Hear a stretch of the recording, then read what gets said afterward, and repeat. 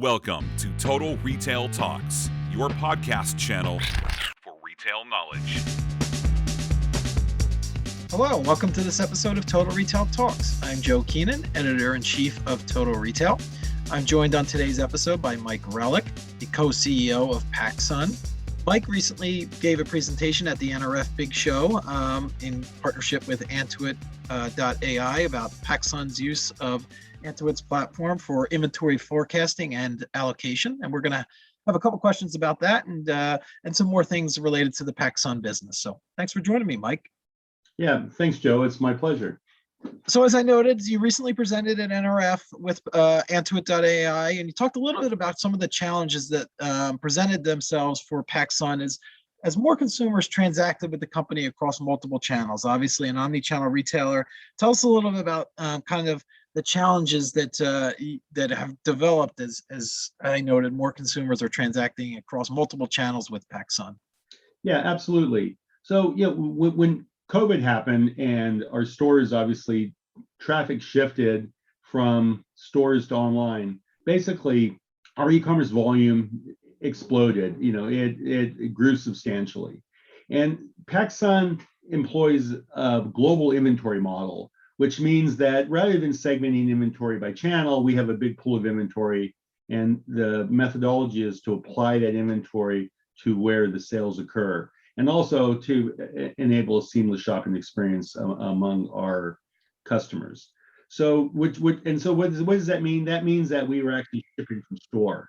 So not only are we have a 2 million square foot DC in Groveport, Ohio that we ship from, but we're shipping from 331 locations. And this provided actually a lot of benefits. If you have items that are broken in the store and the customer walks in, it looks like a markdown, but I can take those items across to a couple hundred stores and present a full assortment, and we can drive much higher margins. But the problem is when now you have this inventory fragmented, you start getting split shipments. And when someone comes to a store, you don't really have any variable costs. You can ring those transactions. When you ship e-commerce, you've got variable costs, which are shipping. And if you start driving split shipments, it becomes a problem. And the other piece is the cost of freight is really determined by two things. One, the weight and dimension of the package, but second, how the distance that it travels. So the problem that we had is we were shipping customers in New York from California and vice versa, and that was driving up costs, and we had high split shipments. So we partnered with Antuit to try to solve this problem. Yep. So it's a perfect kind of backdrop on what the situation and kind of how COVID impacted the inventory allocation, and the other piece I want to get into is a little bit about kind of forecasting as well. So you talked about kind of that single pool of inventory across multiple channels. Tell us a little bit about how accurate inventory forecasting and allocation then impact profitability for PacSun. You talked about kind of the shipping costs, obviously the split orders there that you're trying to minimize. Tell us a little about the impact of accurate inventory and forecasting and allocation there. Absolutely. I mean, for any retailer, putting the inventory in the right place at the right time is the most important and profitable thing you can do. If you put too much inventory into a location where you don't have the footfall or the demand, that generates markdowns. And if you don't put it in the place where you have the demand, you get lost sales. So for us, it was critical now, and it was even more compounded because we were shipping from the stores. So we want to make sure that we're putting the inventory in proximity to where that digital demand was coming from, so we could actually ship to the customer closer. And now what benefit did this give us? Now we talked in the prior comment that basically this would save us money in freight. But on the other hand, when e-commerce exploded, UPS, FedEx, and all the carriers had big problems in their networks, which caused big delays. So one of our strategy was, well, look, if we could actually ship a customer close that, in proximity to a store, then we could avoid these constrained areas, these sortation areas of the carriers, and give a better customer experience. The other aspect that we had was we have typical stores that, maybe based on their store demand, they would get, a certain size range, and, if they would size break fast, but we were giving them more inventory to satisfy ship from store. And so when customers came in, they had a less likelihood of actually stocking out. So it was improving our store comps and then allowing us to serve the e-com customers. So basically it was a virtuous cycle. And the one thing about our strategy was really to go and, or when we did order brokering to figure out where we were going to ship a customer from in the store location, it wasn't just, let's just look at the closest store. It was, let's look at the store with the slowest turning inventory. Because if I had I didn't want the customer traffic that were coming into the store to compete with the online customer. Yeah. So we would look and say, wow, this customer is sitting, this store has got, 10 weeks of supply. That could be a future markdown. Let me ship from that store. Now, maybe it might cost me a little more in freight, but it was saving me the future markdown and helping us balance inventory. So, I know this was a long answer, but no, very thorough, Mike. And I think you make a couple good points around one, the first part about the customer experience, but we didn't really talk about in the first answer, where we were more focused on cost to PacSun. The improved customer experience is the speed of the delivery, because it's not going as far of a distance. And then that second one, I think in particular to the store environment as well, I would imagine it's also, as store traffic declined, not just for PacSun, but for all retailers at the height of the pandemic, this was able to keep store associates working and busy because they had a new task in terms of fulfillment of online order as well. Absolutely. We were able to leverage this, to open the store, you need at least, one person. And if the traffic wasn't there, we could leverage that labor to ship the orders. And then again, if we didn't have the traffic, you don't want the store to be empty. So, we were able to leverage that inventory across multiple channels. And the other benefit we got is, everyone's reading about the supply chain issues. I live right near the port here. I look out I go to the beach and I see 100 ships out there.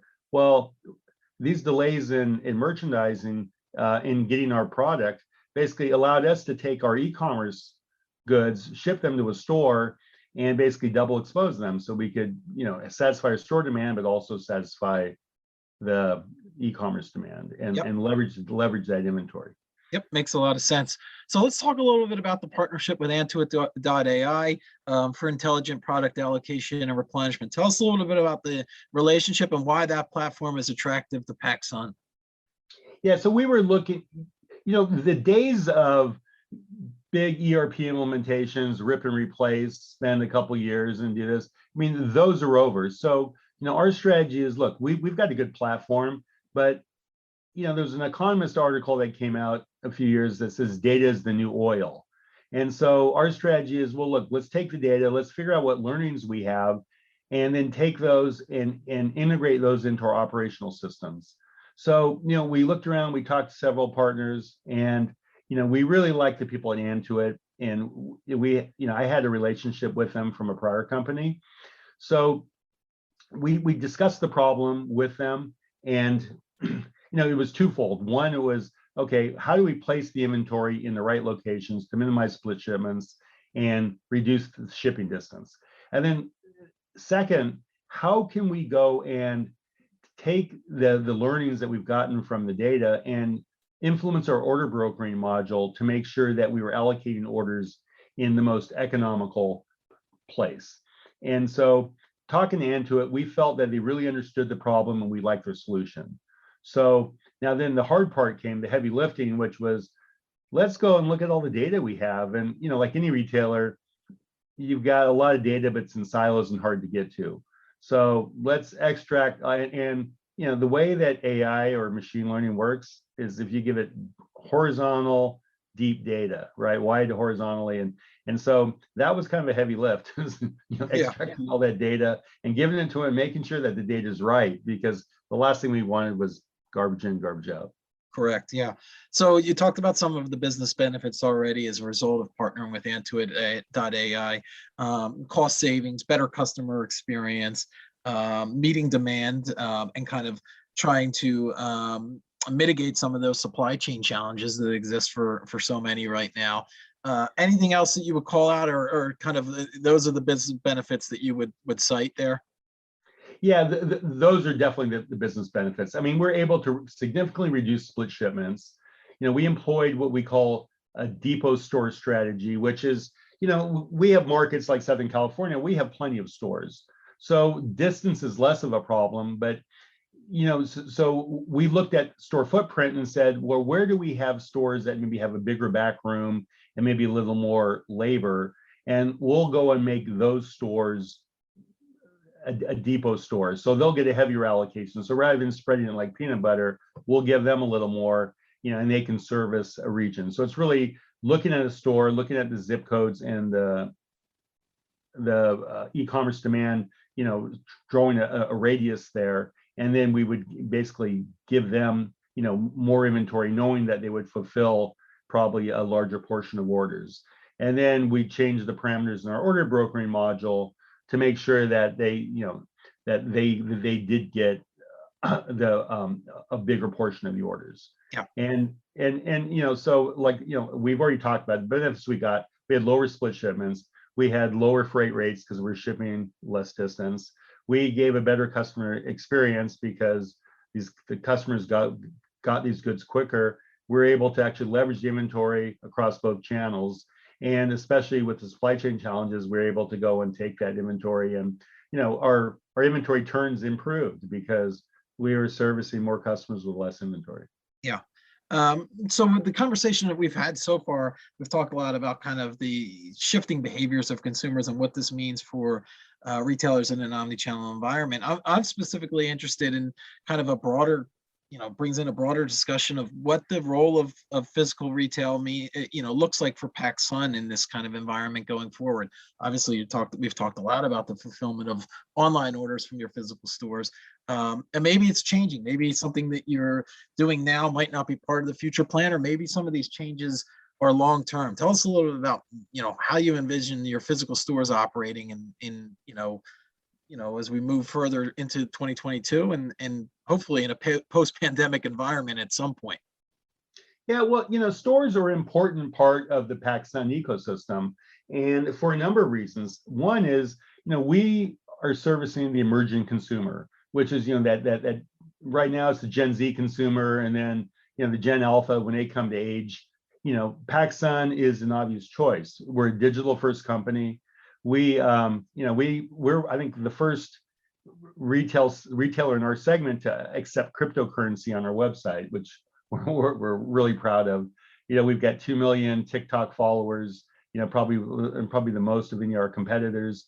And so we look at ourselves as digital first. Now, but when we look at the surveys and the purchasing habits of the Gen Z consumer, they basically say, like 3/4 of them say that they like to shop in physical stores.